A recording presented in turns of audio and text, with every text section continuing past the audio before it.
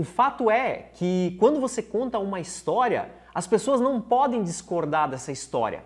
Elas podem não acreditar, mas elas não podem dizer, tá errado.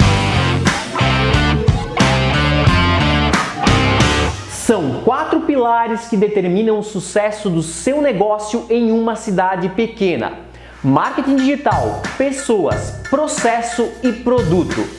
Aqui no Café do Meio-Dia eu vou te ensinar as estratégias que eu uso nos meus negócios de cidade pequena para que eles tenham faturamento de cidade grande. Porque a sua cidade pode ser pequena, mas o seu negócio não.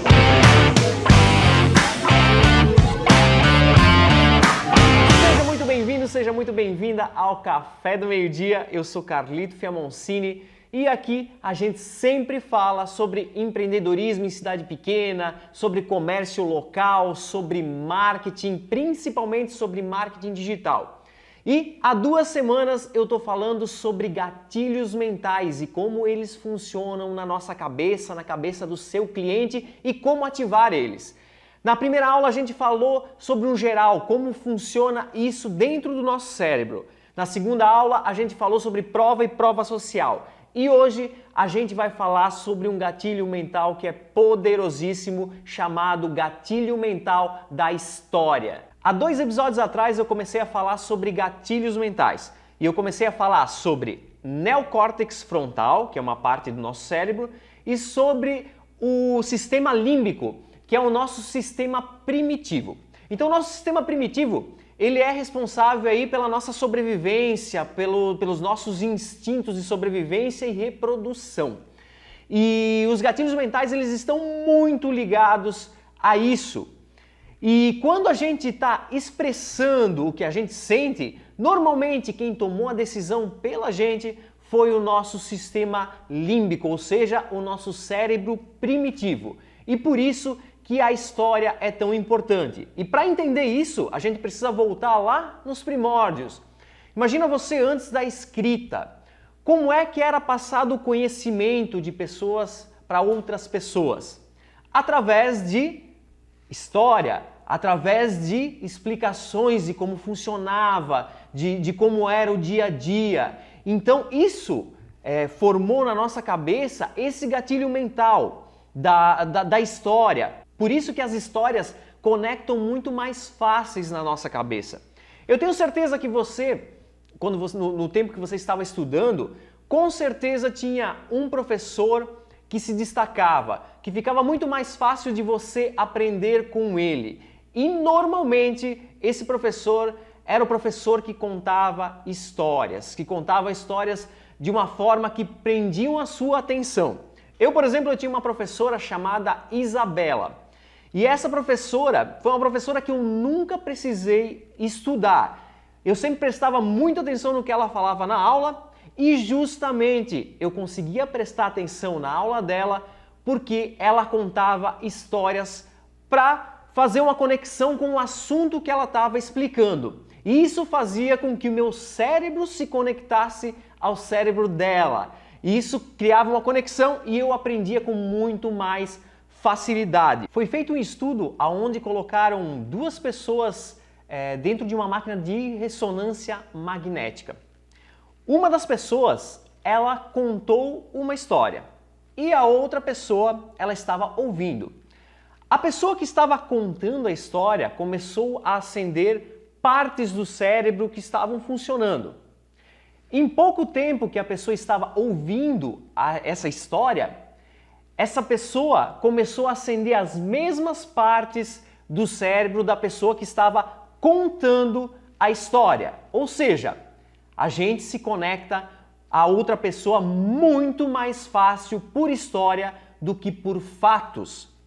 Você já deve ter, se você tem filhos, você já deve ter percebido que eles gostam que você conte o quê? Histórias. Deu para entender como a história ela é importante para que a gente faça uma conexão, seja ela com os nossos familiares, com seus filhos, ou seja, com os seus clientes. Deixa eu exemplificar para vocês como a história ela fica muito mais vívida dentro da nossa cabeça do que um fato.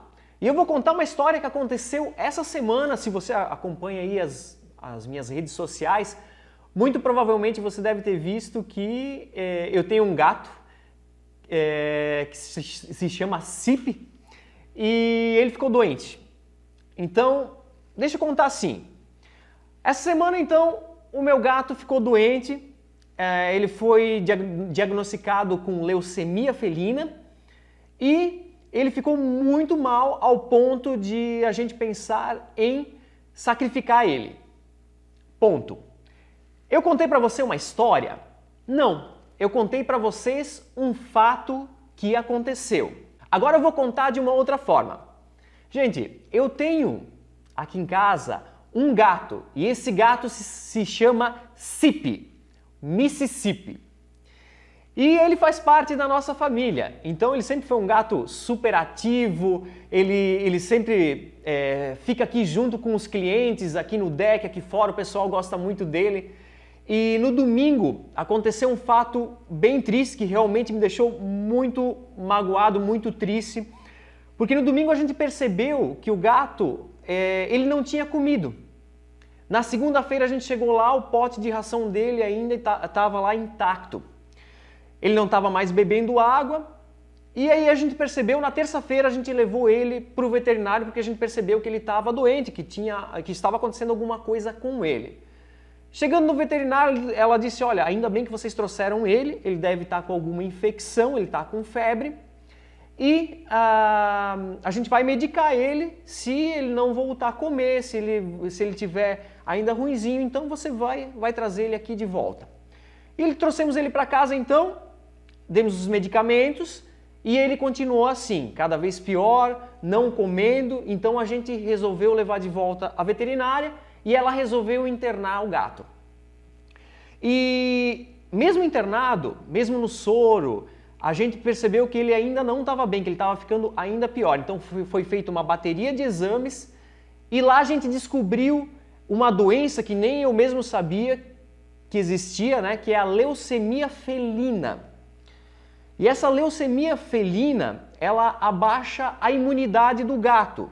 Então qualquer infecção que ele pegue pode se tornar uma coisa muito grave. Foi o que aconteceu com ele já estava com uma infecção generalizada. Então a gente acabou ficando muito triste porque a veterinária falou até em a gente sacrificar ele caso ele não melhorasse. E ontem então hoje de manhã aliás, eu recebi a notícia de que o gato tinha reagido, ele já estava comendo sozinho e hoje ele ganhou alta e ele está aqui em casa. Então, a gente ficou muito feliz, é óbvio, porque a gente se apega muito a esses animaizinhos, né? E a gente está muito feliz com isso. Você entendeu que eu acabei de te contar agora uma história, a história que aconteceu com o gato? Se eu tivesse falado para vocês que ele estava com leucemia felina e que a gente poderia ter que sacrificar ele, mas ele melhorou, muito provavelmente na semana que vem você nem lembraria mais dessa história.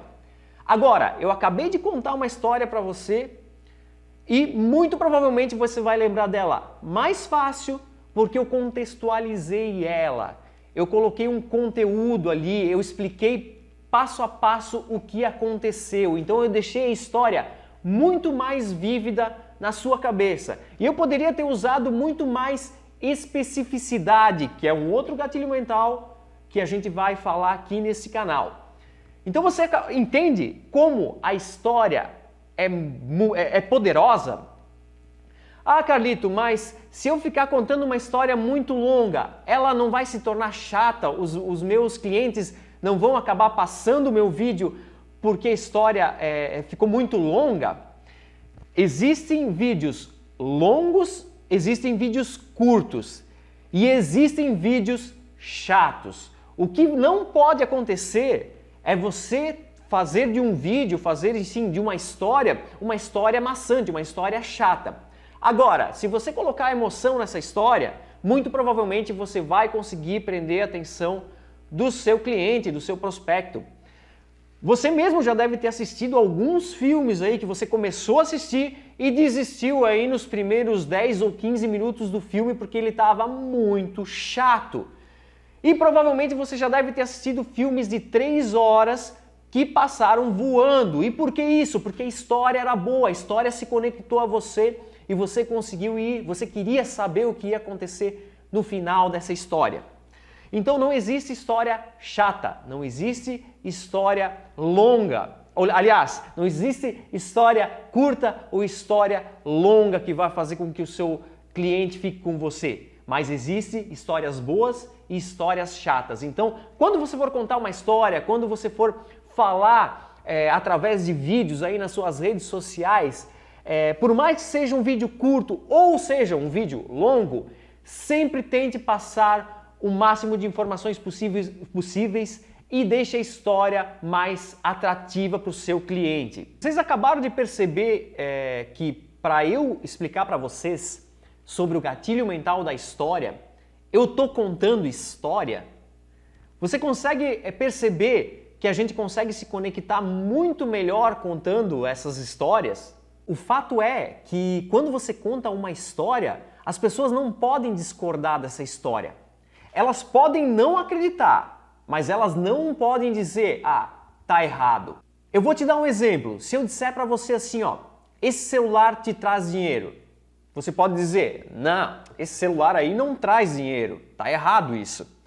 Agora, se eu contar para vocês que nos últimos anos, através desse celular aqui, eu mudei o jogo dos meus negócios, eu comecei a criar conexão com os meus clientes, eu comecei a interagir mais com os meus clientes, eu comecei, através dos vídeos e desse celular, a trazer mais clientes para o meu negócio. Então eu estou te contando uma história que é verídica.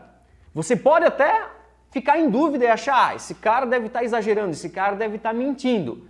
Porém, você não pode dizer que esse celular não me trouxe dinheiro. Deu para entender então que quando você conta uma história, você está conectando o seu cérebro, as mesmas partes do seu cérebro com o cérebro do seu cliente e que isso vai trazer muito mais conexão entre vocês e o seu cliente vai lembrar muito mais da sua história, muito mais da dica que você vai dar, muito mais de você. Alguns anos atrás, quando eu comecei a estudar o marketing digital e principalmente essa parte de gatilhos mentais, eu mesmo fiquei me questionando e dizendo, cara, será que isso aí funciona?